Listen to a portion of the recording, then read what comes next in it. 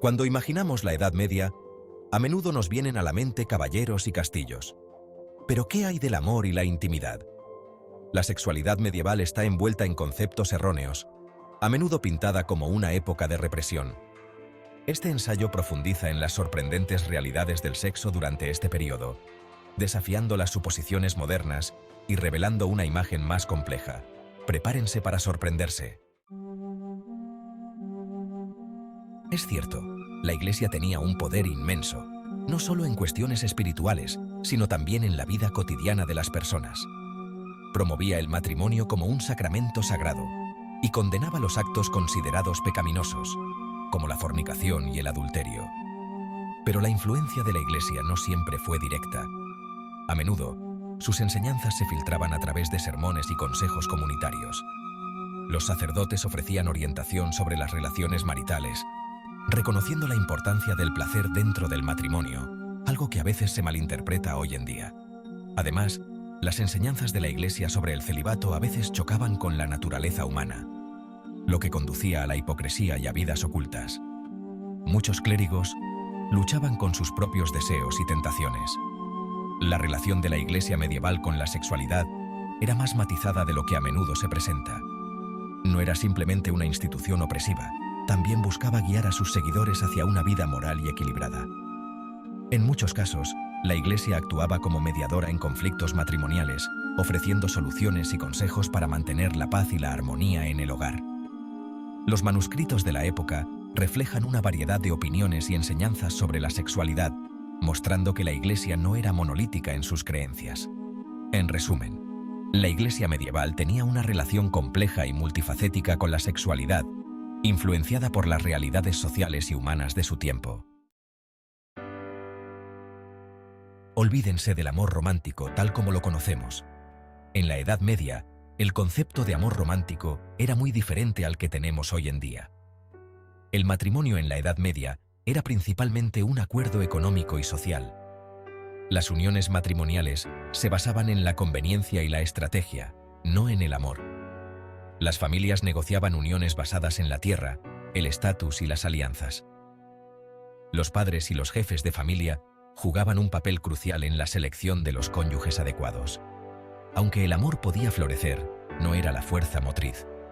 Las parejas a menudo se conocían el día de su boda, y la compatibilidad emocional no era una prioridad.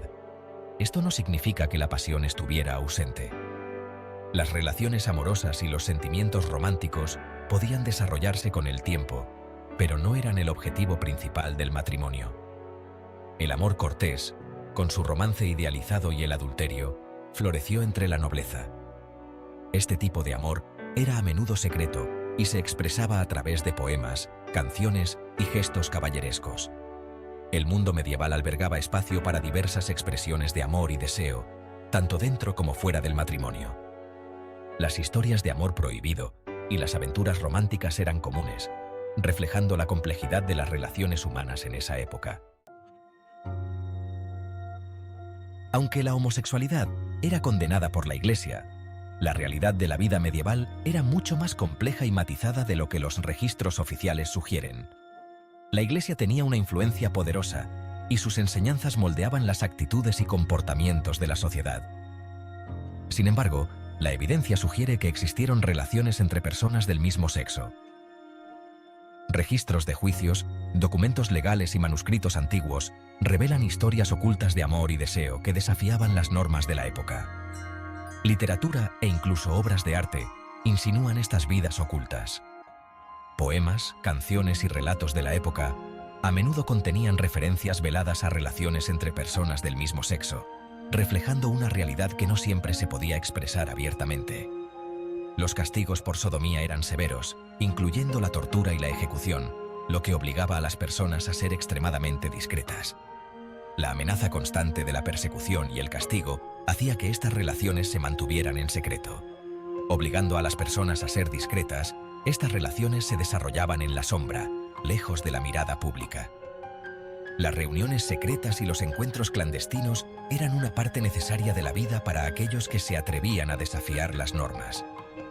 Esto hace que sea difícil comprender plenamente el alcance de las relaciones entre personas del mismo sexo. Sin embargo, Los estudiosos modernos continúan descubriendo pistas y fragmentos de información que arrojan luz sobre estas vidas ocultas. Su existencia desafía la noción de una sociedad medieval completamente homogénea. La diversidad de experiencias y relaciones en la Edad Media nos recuerda que la historia es rica y compleja, llena de matices y contradicciones que aún estamos descubriendo. Prostitución, una realidad, no un romance. La prostitución existió a lo largo de la Edad Media, tolerada en algunas zonas más que en otras. Las ciudades a menudo tenían zonas designadas para el trabajo sexual, con distintos niveles de regulación. Esto apunta al enfoque pragmático de la sexualidad. Aunque condenada moralmente, la prostitución satisfacía una necesidad en una sociedad en la que no todos tenían acceso a las relaciones maritales. Anticoncepción, métodos y moralidad medievales. La Iglesia prohibía estrictamente la anticoncepción, considerándola una interferencia en el plan de Dios. Sin embargo, la gente seguía buscando formas de controlar la fertilidad. Se empleaban remedios a base de hierbas, la retirada e incluso métodos de barrera. Esto demuestra que, aunque las enseñanzas religiosas tenían influencia, la practicidad y la elección personal también desempeñaban un papel en el comportamiento sexual. El cuerpo. Actitudes hacia la desnudez. Hoy en día, a menudo asociamos la desnudez con la sexualidad, pero en la Edad Media, las actitudes eran más relajadas. Los baños públicos, donde hombres y mujeres se bañaban juntos, eran habituales. El arte medieval representaba la desnudez sin la misma vergüenza que se le asoció posteriormente. Esto sugiere una comprensión diferente del cuerpo, menos centrada en la sexualización.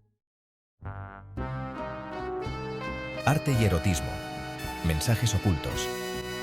Mientras que el arte religioso dominaba, los temas eróticos encontraron su camino en el arte y la literatura medievales. Las marginalias, los garabatos en los márgenes de los manuscritos, a menudo contenían imágenes explícitas. Este erotismo oculto sugiere una fascinación por la sexualidad que iba más allá de las enseñanzas de la Iglesia.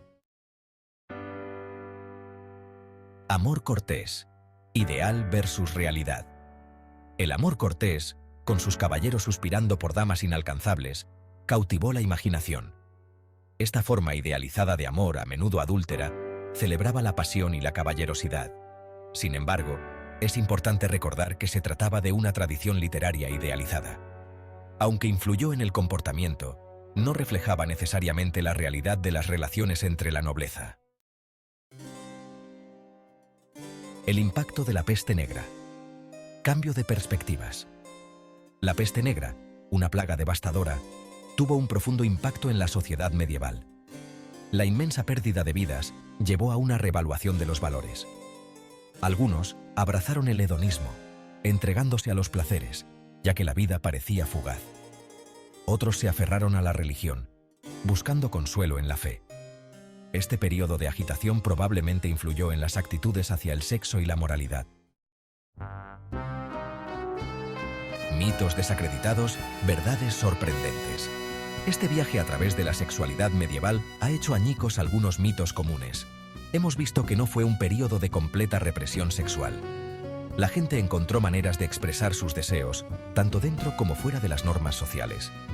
La influencia de la Iglesia, aunque significativa, no borró las complejidades del deseo humano. Conclusión. Una nueva mirada al pasado. Comprender la sexualidad medieval requiere que nos despojemos de nuestros prejuicios modernos. Al examinar el contexto histórico, descubrimos un mundo a la vez familiar y sorprendente.